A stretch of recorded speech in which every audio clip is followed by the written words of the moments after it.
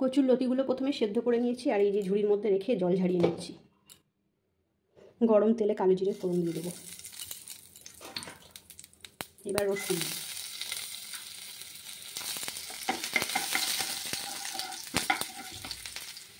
রসুন হালকা ভাজা হয়ে গেছে, এখন দিয়ে দেবো পেঁয়াজ, লঙ্কা।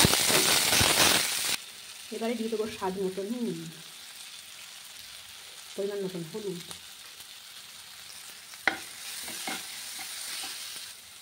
এবারে দেবো লতি। এটা ভালো করে ভাজতে হবে।